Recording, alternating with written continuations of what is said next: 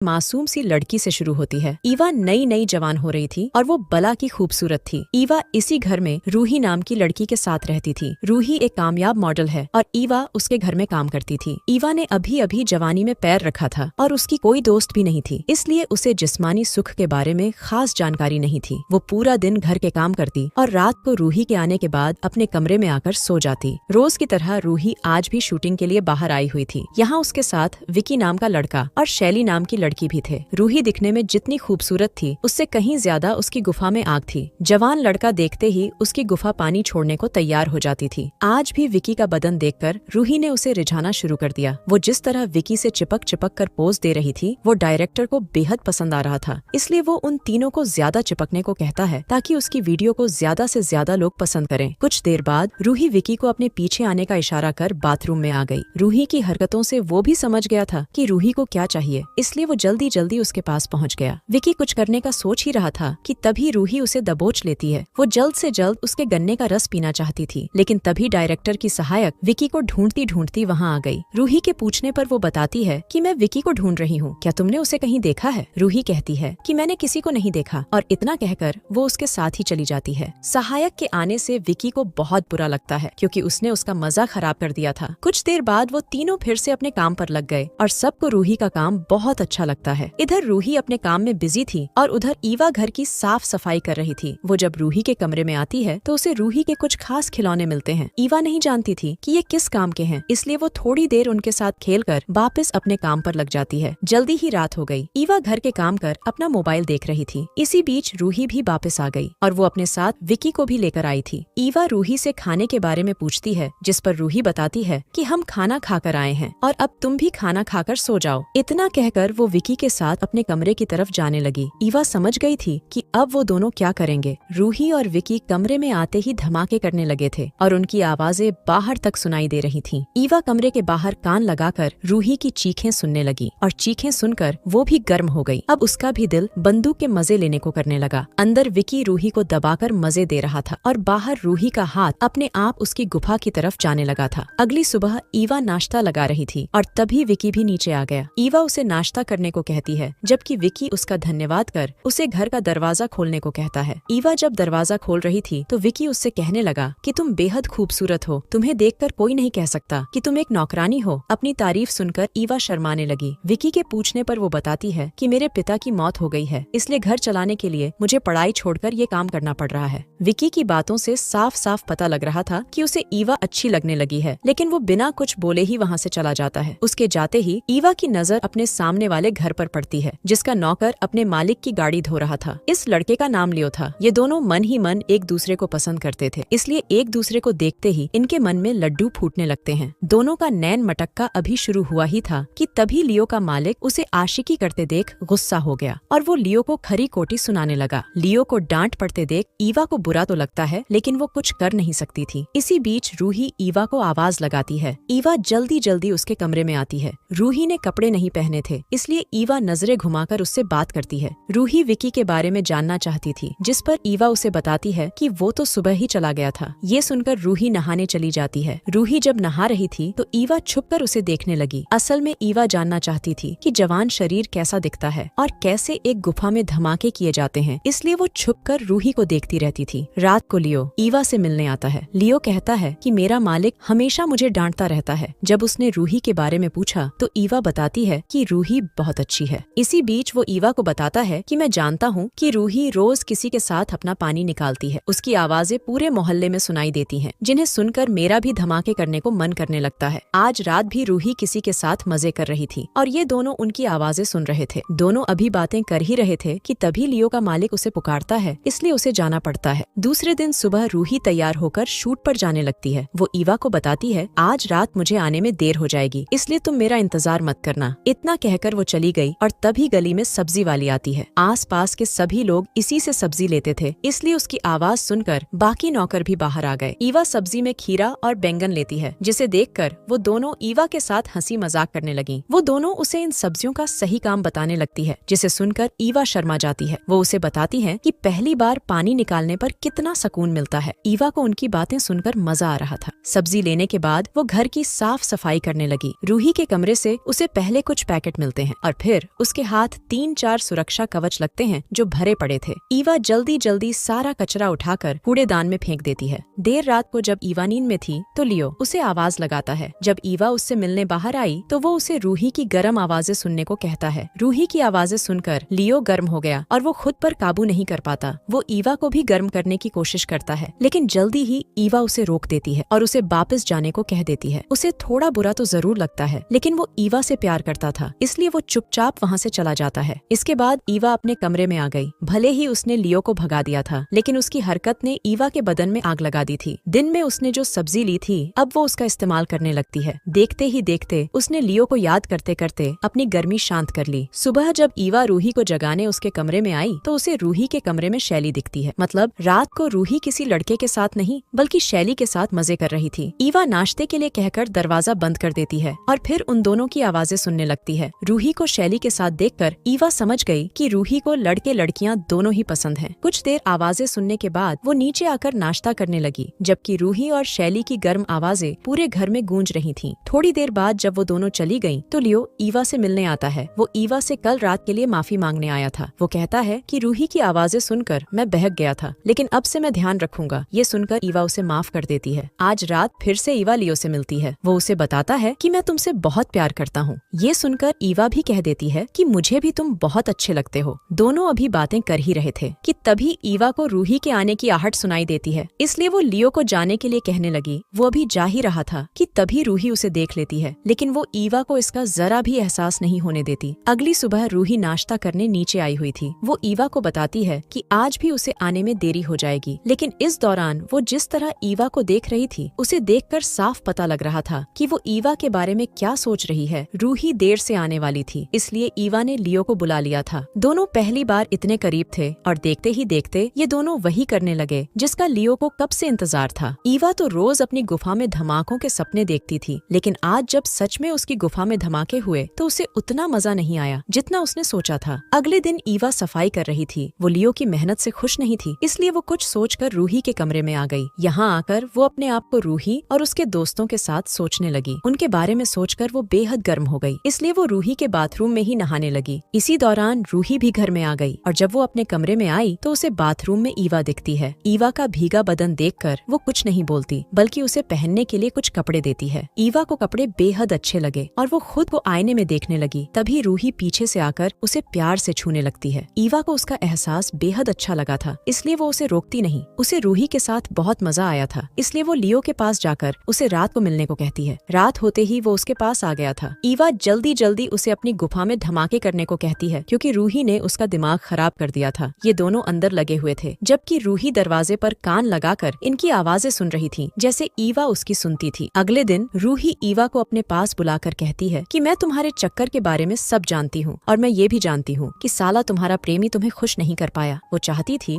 कि आज रात वो ईवा और उसके प्रेमी के साथ पानी निकाले। पहले तो ईवा मना करती है, लेकिन फिर रूही के मनाने पर वो मान गई। रात होते ही उसने लियो को बुला लिया। पहले तो वो खुद उसके साथ शुरू होती है और फिर रूही उनके पास आ गई। रूही को देखकर वो समझ गया कि यहाँ क्या होने वाला है। वो रूही और ईवा पर बेहद गुस्सा करता है। उसका दिल तो कर रहा था कि वो कमीनी रूही को खेतों में भगा भगा कर गोली मारकर मार दे, लेकिन वो खुद पर काबू रखता है। वो ईवा को बताता है कि मैं तुमसे बहुत प्यार करता हूँ, लेकिन मैं ये सब नहीं कर सकता। ईवा उससे माफी मांगती है, मगर वो गुस्सा होकर चला गया। कुछ दिनों बाद ईवा रूही के साथ बाहर आई हुई थी। तभी वहाँ लियो आता है। असल में रूही